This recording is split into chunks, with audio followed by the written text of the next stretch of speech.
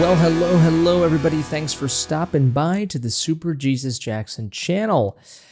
This time, we're going to be talking about some movie business stuff because things just got real. So, if you haven't been living under a rock, you would know that recently Netflix has basically entered a deal with Warner Brothers to buy them. In the same way that Disney bought 20th Century Fox some years ago. This is the same thing. A movie studio, sort of, streaming service, Netflix, huge company, has been around for a long time. Who would have known? Who would have thought that the small company that would send DVDs to your house would now, years and years later, become the owner of Warner Brothers, one of the greatest movie studios to ever exist? Insane, right? But yes, they and Warner Brothers reached a deal for Netflix to acquire Warner Brothers and all of its assets, not all of its assets, just mainly its movie studio properties and its studio, really. The cable network stuff that Warner Brothers owns, like CNN, and I think there's another one. They would not own that. That would become a separate company. That is why Warner Brothers is called Warner Brothers Discovery, and the Discovery part would be split into another company. But Netflix right now it's focused on Warner Brothers, the movie studio, and all of the properties and IP that they hold. But things got even more interesting because Paramount has now issued a hostile takeover to try to usurp Netflix and what they're trying to do with WB. And this is a big story here. There's a lot of stuff to cover, both logistically, economically. But what I'm interested in is what this can all mean for the industry that we love, which is movies. So we're going to read some articles. I'm going to share some thoughts, and I want you to share your thoughts in the comment section below. Let's get into it. All right, so our first article comes from the BBC. It's titled "Netflix to buy Warner Bros. Film and streaming businesses for $72 billion." This was 3 days ago, December 5th, probably.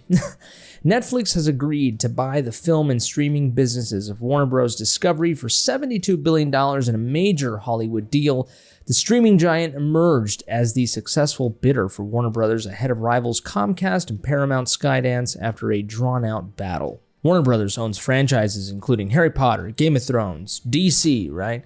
And the streaming service HBO Max. The takeover is set to create a new giant in the entertainment industry, but the deal will still have to be approved by competition authorities. Some in the film industry, including the Writers Guild of America, have criticized the deal, saying it would negatively impact workers and consumers. Netflix co-chief executive Ted Sarandos said the streamer was highly confident it would receive the regulatory approval it needs, and it was running full speed.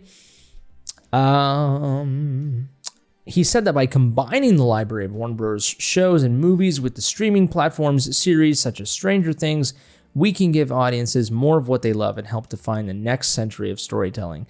Okay, sure, buddy. Warner Brothers have defined the last century of entertainment, and together we can define the next one. That's a beautiful way to put it, isn't it? Asked whether HBO should remain a separate streaming service, co-chief executive Greg Peters said Netflix believed the HBO brand was important for consumers, but added, "We think it's quite early to get into the specifics of how we're going to tailor this." Okay. Netflix estimates it will find $2 to $3 billion in savings, mostly through eliminating overlaps in the support and technology areas of the businesses. Interesting. Films made by Warner Bros. Will continue to be launched in cinemas, it said, and Warner Bros. Television Studio will continue to be able to produce for third parties. Interesting. Okay, so this is it gets a little bit more. The cash and stock deal is worth $27.75 per Warner Bros. Share, with the total enterprise value, which includes the company's debts and the value of its shares, of about $87.7 billion. The equity value, or just cash price, is $72 billion. Man, the board of directors from each company unanimously approved the deal. So I think this is a huge thing to think about. I think as consumers, we like to think, oh, like, why does this stuff happen, right? Like, why is this company acquiring this other company? Like why, and look, I'm a consumer as well. I am at the end of the day a consumer of art and entertainment. And my first thing is, let's stop with the mergers. That is my opinion. Okay, so before, I'll just cut to the point here. I do not want mergers. I don't want acquisitions. I want things to be separate. I think it's better for competition. I think it's better it elevates individual artists' voices, I think, by doing this, as opposed to just consolidating everything. And yeah, competition, that's the biggest thing, right? I mean, if you have one company owning everything, then there's no competition. They're not going to be doing anything innovative. That's usually how it works, right? And now Disney has just bought so much, right? And just look at what happened to Star Wars. Look at what's happened with Marvel, which, to be fair, is the most successful cinematic franchise ever. But now it's in a different spot now, and now they're a little bit lost, And so, I mean, is every merger and acquisition wrong? Is it bad? Not necessarily, but I just think it's better to err on the side of non-acquisitions and mergers, because independence is always better. It elevates individual storytelling, and also, not to mention the competition, but also Netflix and Warner Brothers are just two completely different companies when it comes to culturally, sociologically, the way that they see films, really, at the end of the day, is just two different things. And we'll get into that. But I think what I wanted to say really was, as consumers, it's very easy for us to just look at it like that and be like, why is this happening? This is just wrong, right? Like, this is just greed. And to be fair, it is greed. But we have to understand that these boards that operate within these companies, and when it comes to these giant publicly traded companies, these boards almost have a duty, like just an expectation from the shareholders to increase and maximize profits. These boards are there to benefit the shareholders. And so when a company comes by and says, hey, I want to buy all your shares, I want to acquire this company, and I'm going to give you a lot more money than what these shares are worth, than what the company's worth, these boards basically have to be like, sure, because it will benefit the shareholders. That is their duty, right? And it's just, everything is driven by money, right? So are they doing their job? I mean, technically, right? If they're just thinking about it, if they're just thinking about it economically, they're doing their job. But when it comes to our perspective, we don't have the responsibility to maximize profits for shareholders. We don't have that expectation. So we can sit here and judge all of it, and we could be right as consumers. We could have the right idea. But at the end of the day, it's about money. So it's just simple, it's just simple tribal things, like it's like, if I have an item and another person has a deal that I can't refuse, I'm going to sell that item to that person, but then you can get into the weeds of who that person is, right?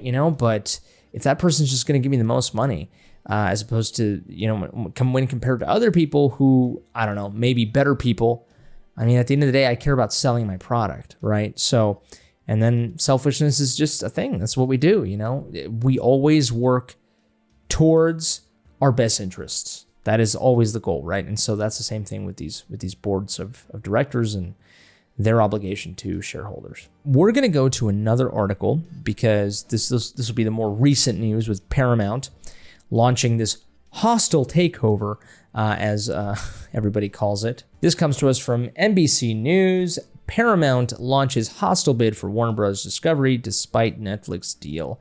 The offer comes days after Netflix struck a deal to acquire Warner Bros. Discovery studio and streaming assets. Paramount's hostile bid is for the entire company. Paramount is launching a hostile bid to acquire Warner Bros. Discovery after it lost to Netflix in a high-stakes bidding war, the company announced Monday, setting the stage for a corporate drama worthy of Succession. Paramount said it would offer $30 per share for the media conglomerate, which owns the Warner Bros. Film studio, the cable channel HBO, the streaming service HBO Max, and a portfolio of cable brands. In a federal securities filing, Paramount said the hostile bid will be backed in part by funds from Saudi Arabia, Qatar, and the United Arab Emirates. Oh, Lord, that's not the best either. And Affinity Partners, an investment firm founded by Jared Kushner, President Donald Trump's son-in-law. Netflix agreed last week to buy a large part of Warner Bros. Discovery's studio and streaming assets for $27.75 per share. But this would not include Warner-owned cable channels. The offer lays the groundwork for what would become a public and contentious battle. Warner Bros. Discovery Board of Directors has already approved its deal with Netflix, but Paramount's move to go directly to shareholders, a maneuver known in the business world as a hostile bid, will push what had been private negotiations into the public realm. So this is interesting. I don't understand fully all this business and share and stock terms. How I gathered it was essentially you're trying, like, I don't know, you have this neighborhood. You're trying to sell, you have this neighborhood, you own a house in the neighborhood. Somebody comes over to your house in the neighborhood and says, hey, you own this house. I want to buy your house. Here's what I would offer. What do you offer? Okay, a little higher, whatever. So we negotiate. I'm gonna do it for this price. You agree on that price, and so I sell to that person, or I agree to sell that to that person. The hostile takeover scenario is where another party comes in and goes like, oh, person A, I don't want you to buy that house because we want that house, right? And so Paramount, person B, party B, whatever you want to say, they start going to the neighbors in my neighborhood, and then try to get them to vote, essentially to join together and to say no to me selling it to party A, and instead to sell to party B. So just kind of, instead of going to the owner, they start going to the people around that owner, right? Which are the shareholders. I guess that's as far as we'll go there in terms of the logistics and the economics of it. And so I guess we'll pivot now to the sort of cultural and movie commentator section of this video, which is that I am heavily, heavily concerned as a person that cares so much about the movie industry. This is a huge, huge problem for me. So as I said earlier, I'm a huge anti-merger acquisition person. So if you put a gun to my head and told me, hey, would you rather have Paramount take over Warner Brothers instead of Netflix? I would tell you yes, sure, if you had a gun to my head. But if you don't have a gun to my head, which is not what's happening here, I'm just going to say I don't want Netflix or Comcast or Paramount. I just don't want any of them. I want Warner Brothers to stay independent, right? But yes, Paramount is a movie studio, just like Warner Brothers. I feel like they culturally and just industry-wise, I think they understand and they're much more aligned with the goals of Warner Brothers, for movies, more than Netflix, right? Netflix, at the end of the day, is a streaming service. They do not ultimately favor or prioritize the theatrical experience, because I believe if you're a movie fan, like legitimate movie fan, you have to care about the theater going experience. Like that is literally what you have to care about. And yes, numbers have been dwindling. People do not go out to the theaters as much as they used to anymore. Of course, the comfort of your own home, the convenience factor is huge. All that is very important. Also, the cost of going to the movies is very expensive. So all of that is definitely driving people to not go to the theaters. That's completely understandable. I think it's a little bit of, just kind of the market conditions. I don't, maybe I could be wrong, but I don't know. There is probably a lot of people out there who don't really like going to the theaters. They don't really care. They love movies, but they can just watch them at home. But to me, I'm a diehard theater fan. And part of me is almost like saying, like, if you're not going out to the movies, regularly or often, or, just like enough to where like you could say that's one of your hobbies. Like if you're not doing that, I don't think you're a movie fan, like honestly. But that might be a little bit too much of a gatekeepery type of opinion, because hey, I enjoy my fair share of movies at home. I collect physical media. I love watching movies at home. So, and that's another facet too, is that Netflix does not really care about physical media. Warner Brothers doesn't really care about it either, but at least they're still trying. And they've made partnerships to create a physical media side business as well. So And Netflix is not doing anything of that. Yeah, sometimes they license their films to Criterion or something like that, like with Guillermo del Toro's Pinocchio and Marriage Story and stuff like that, but it's not all the time. You got to care about physical media. You got to care about going to the theater if you are a true movie fan. That is my sort of basic opinion. Of course, at the end of the day, you could be a massive cinephile and still stream your movies. You could very well do that. I'm sure that those people exist, and you might have an opinion. It's like, look, I don't need to see a movie in the theater for it to be authentic, for me to be a true movie fan. I think that's a very valid thing. To have this sort of very elitist opinion is kind of uncommon for me. As I get older, I'm 27.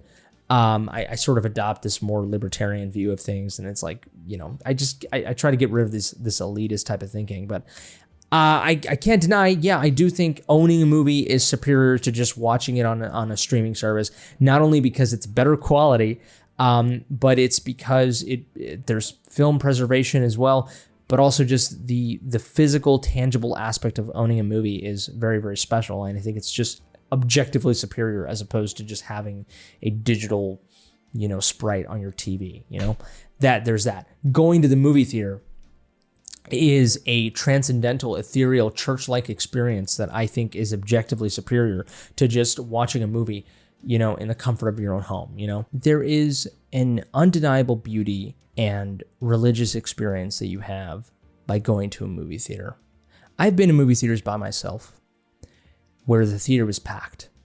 That was before the pandemic. Before the pandemic, I remember that being the case. The theater was packed. People were there watching movies. And strangers, all surrounded by strangers, and all looking to this one screen and being transported to another world, escaping the suffering of your existence and just getting lost in the movie screen.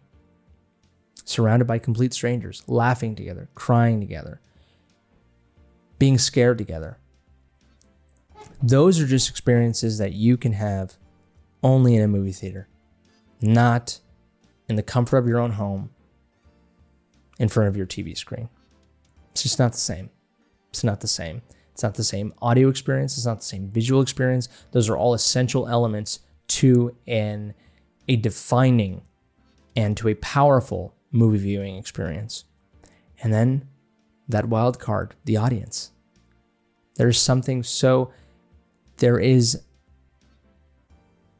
It's beautiful to be surrounded by strangers and to be there watching one singular thing. It's unifying.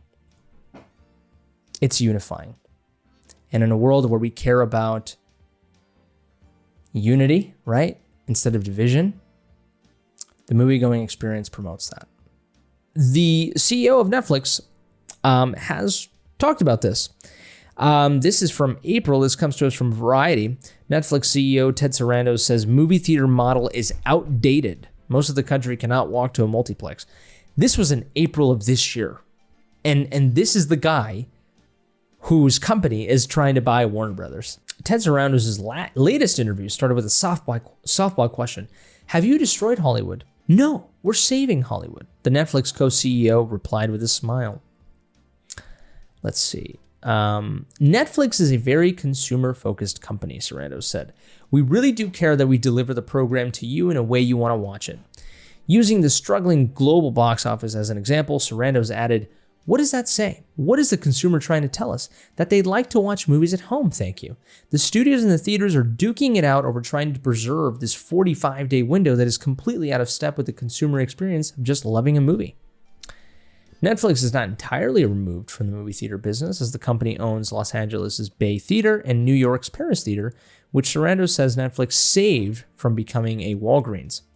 We didn't save it to save the theater business. We saved it to save the theater experience. Netflix also must give limited theatrical releases to films seeking awards qualification, such as Knives Out, Emilia Perez. We have these bespoke releases. We have to do some qualification for the Oscars. They have to run for a little bit. It helps with the press cycle a little bit. Folks grew up thinking, I want to make movies on a gigantic screen and have strangers watch them and to have them play in the theater for 2 months and people cry and sold out shows. It's an outdated concept. Asked specifically if the desire of filmmakers wanting to make movies for movie theaters for the communal experience is an outmoded idea, Sarandon said, I think it is for most people, not for everybody. If you're fortunate to live in Manhattan and you can walk to a multiplex and see a movie, that's fantastic. Most of the country cannot. Sarandon insisted that he loves movie theaters, but of course their decline does not bother him. Instead, he said he would be bothered if people stopped making great movies. This is where I can sort of agree with Sarandon in the idea that, like, at the end of the day, I care about great films. And if movie theaters somehow just got nuked and we don't have them anymore, but there are still great films, I'm still going to watch them. Just because I can't watch them in a huge, gigantic IMAX screen doesn't mean I'm going to stop watching films. And I fully believe that at some point, maybe movie theaters will die, maybe in a world where, like, hundreds and hundreds of years from now. But right now, I think, people still at least go to the movies. I agree with him in that sort of sense that, yeah, at the end of the day, the core, like, it's still a movie. It can be watched anywhere, right? Like, watching Oppenheimer on my phone as opposed to watching it on a movie screen, two different experiences that could very well change my idea of the movie. But I still think I would love Oppenheimer on my phone. Would I love it as much as watching it on a huge theater, and all that? Probably not, but, like, I think maybe we would be talking about semantics there. I don't know. It would be interesting. It would be a great experiment, right, to do. But people do it all the time. I don't know. It just depends how much you value art or how much effort you want to put into it, right? If you care about something, you would want to see it and experience it in the best way possible. So I don't know. I think maybe it goes down ultimately at the end of the day of how much you value the medium, right? Not so much the actual movie itself or just one singular piece of that medium, right? I don't know.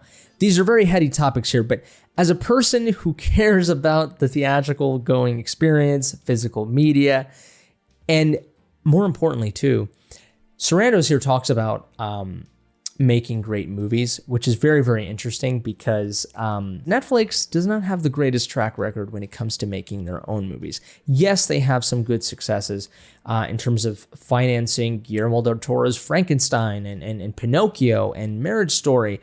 Zack Snyder's Rebel Moon. I know many of you hated it, but I loved it.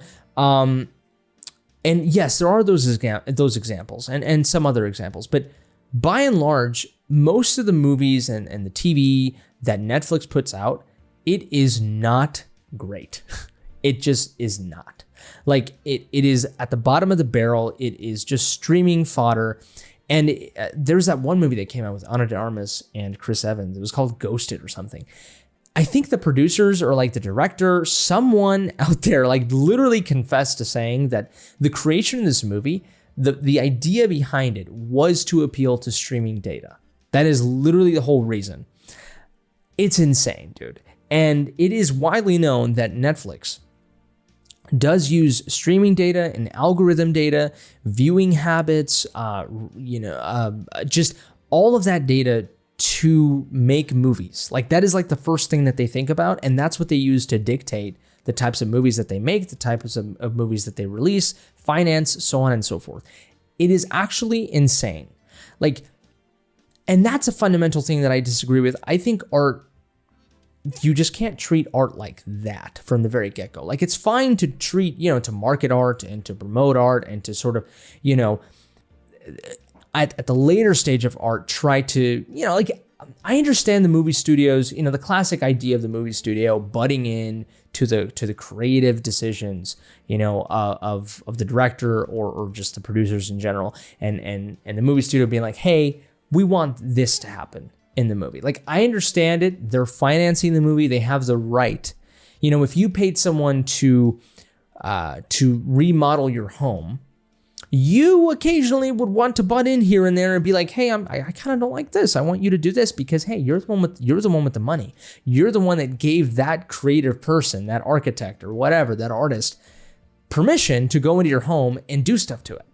And I think that as the person, who has the money and the whole reason why this is happening, you have the right to butt in and be like, I don't like this. I don't like that. Right? Like, that's fair. I think you can make a point when it comes to film that it shouldn't happen that often. I much more err on the side of the creative, because usually I think the hunch and the gut of a creative is just better than what movie studios would want, because at the end of the day, all they're thinking about is money, right? But it is a fact that sometimes not all creative decisions lead to money, right? Like so many, like Tron Ares and stuff like that. This movie, like, who also, it just, sometimes it's just hard to trust movie studios too, because yeah, they greenlight ideas like Tron Ares. Like Tron as on its own as a franchise has always been a cult series, you know, like it's always had a cult following. And for a movie studio to greenlight Tron Ares, it just baffles me, right? It's like, who's making these decisions? You know, these 60-year-old, 70-year-old dudes who love the Tron movies, and somehow they think that, you know, yeah, these legacy sequels, this is the thing. And so everybody's just chasing a trend, right? And so they're just throwing stuff at the wall to see what sticks. I think that's what's happening. Is it the most financially sound idea sometimes? No.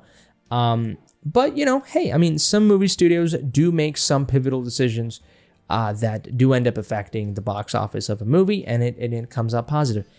It has happened before. Obviously, I err more side on the creative, but there's a reason why movie studios exist. There's a reason why these producers, you know, these studio executives exist, you know, because sometimes they do get it right? And they are the ones with the money. So there's that too. But it's just interesting that Sarandos here talks about, you know, great movies when Netflix themselves do not really care about great movies. I guess they do in some way, shape, or form, but like, you know, not in practice. I'll tell you that much. You know, they ultimately care about data. And that is just, to me, I think it's just fully against what art is supposed to be. It's just not, you don't start art thinking about data and numbers. That's not how you're supposed to look at it. And this is what I'm talking about, where like, I think Warner Brothers and Netflix just, and again, Warner Brothers is still a movie studio at the end of the day. They have their problems, but they, I think at the very least, are more susceptible to thinking, to viewing movies as an art form first before they see it as a business. I just think they're more susceptible to that, as opposed to, that's why we get movies like Sinners, you know, like a movie like Sinners, dude, like vampire genre, like, yeah, like that's cool and all, horror vampire, like no one would have given that movie that much budget. No one would have like greenlit that film, you know, but Warner Brothers did, you know, honestly. Yeah, it is Ryan Coogler. He's a cool director. He has a lot of buzz around him. But that type of premise, a Western vampire film, period piece sort of, like, dude, that shit like that just doesn't get made all that often, you know, like, especially with how sensitive, you know, the movie industry is right now, and how just little money there is to be made to take risks like that. Universal took a risk with Oppenheimer, a biopic about the guy who made the atomic bomb. Like, it sounds like a science lecture, you know, it doesn't sound like a movie, you know, but they did it and it paid off, right? And so stuff like that happens.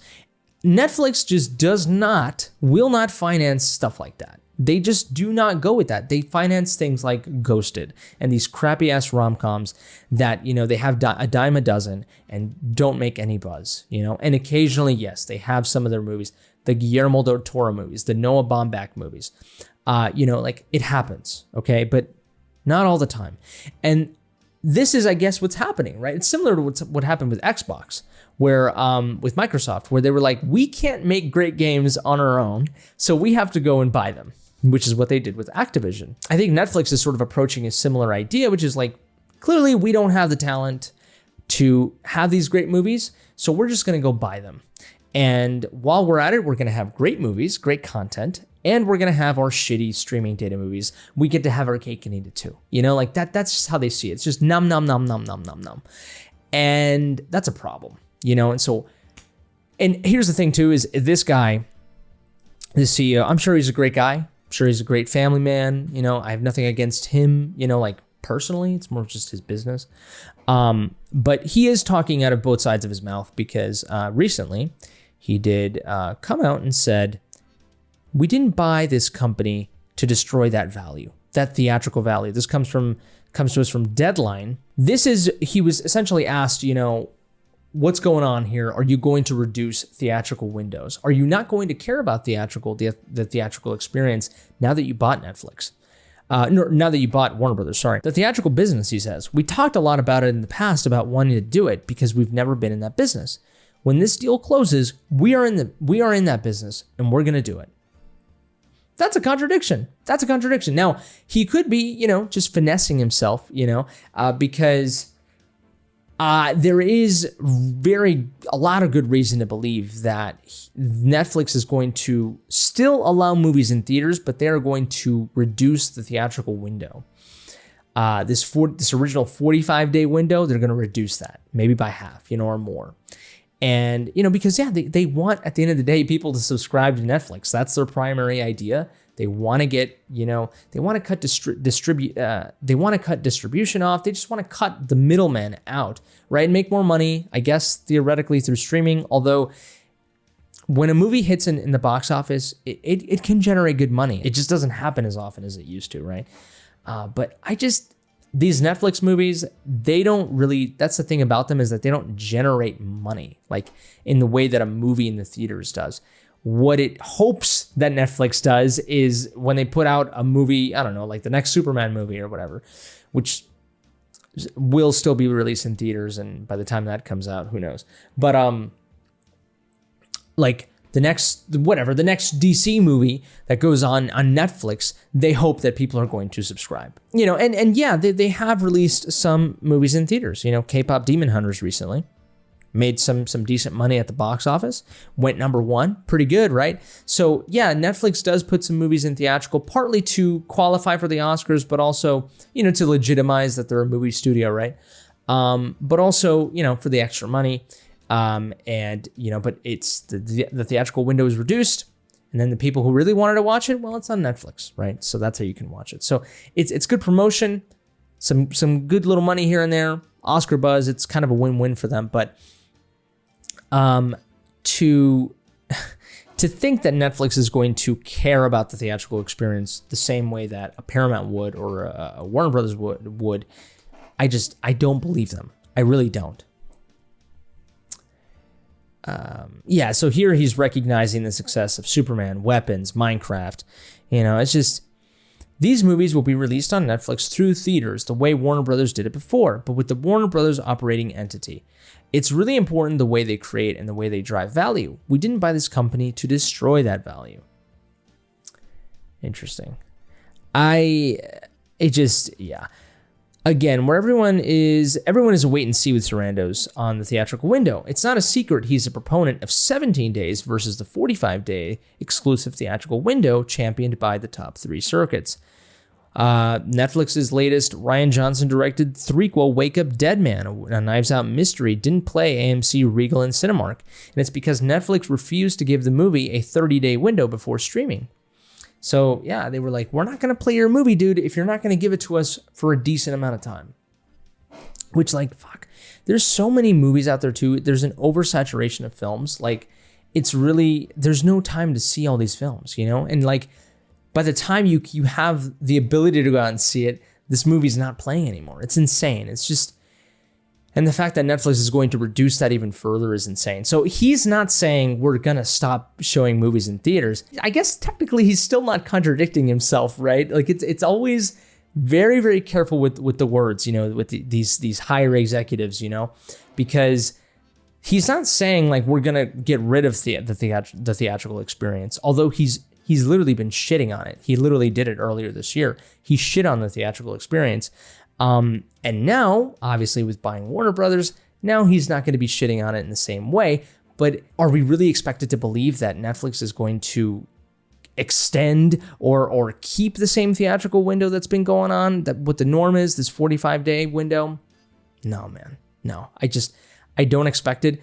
But again, that's what they could be trying to aim to do. That's what they could still be trying to do, right? Is to lower it, even though he's not outwardly saying we're going to lower that window. That is our aim after just buying Warner Brothers and after just hearing all the outcry from the movie pundits and the unions and stuff like that, and the actors themselves. James Cameron, right? The biggest director in the world, you could say right now. And he is just saying Netflix and Warner Brothers is bad, just like Netflix owning Warner Brothers, not a good deal at all. And so, yeah, this Netflix CEO, he's not going to go out and be like, we're going to reduce that theatrical window. That's the first thing we're going to do. No, he's not going to say that. He's not going to be saying the stuff he said earlier this year.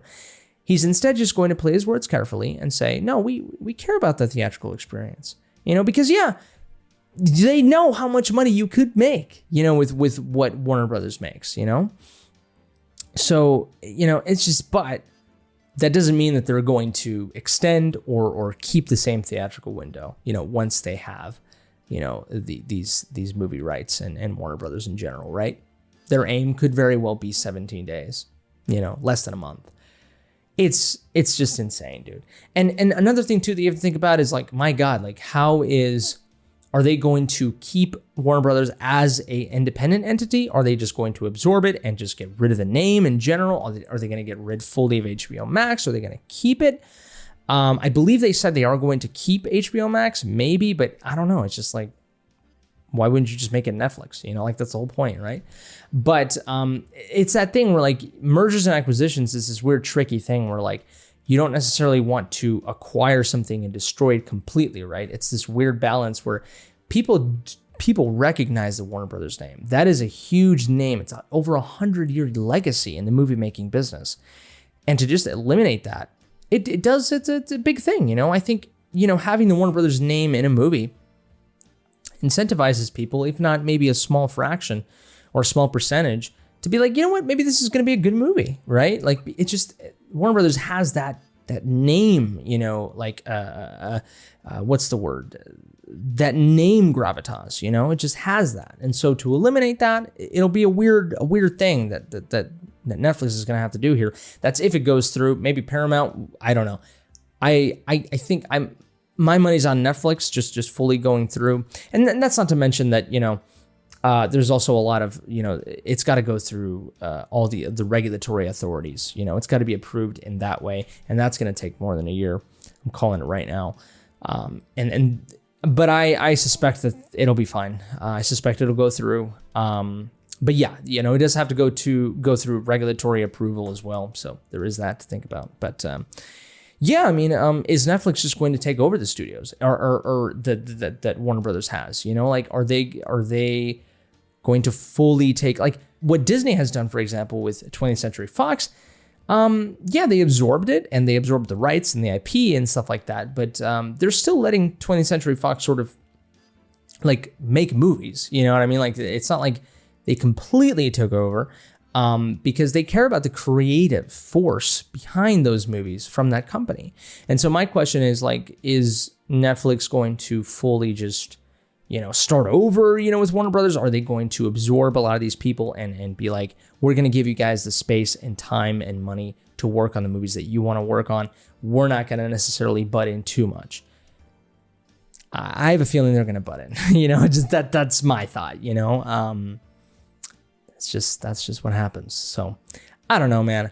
I got a lot of opinions, a lot of digressing and everything. So I apologize for that, but it's just, there's a lot of news, a lot of uncertainty. And I just love going to the movies. And I just think that Netflix buying Warner Brothers is against that ultimately. It's going to reduce and limit that experience. And I love physical media, and I love looking at films like art first before looking at them like a business, or looking at them and just seeing money in business, right? Like, but I get it. It is show business. That is what they do, making money. That's the goal, right? So anyways, those are my thoughts for now on the Netflix and Warner Brothers, or Paramount and Warner Brothers acquisitions, the news that has come out of this. Enough of me. I want to know what you have to say. Comment down below. Do you think I'm right? Do you think I'm wrong? Do you disagree with me? Is there, I don't know. What do you think about this, about these potential deals? Do you think this is a good thing for the movie industry? Do you think it's bad? Let me know in the comment section below. Give this video a like if you like, dislike it if you didn't, subscribe to the channel if you enjoy this content. Share this video with your movie loving friends if you will. If it's your birthday, happy birthday to you, you beautiful creature. But I think that's it for me. You all take care, subscribe, stay safe, and until next time, I love you.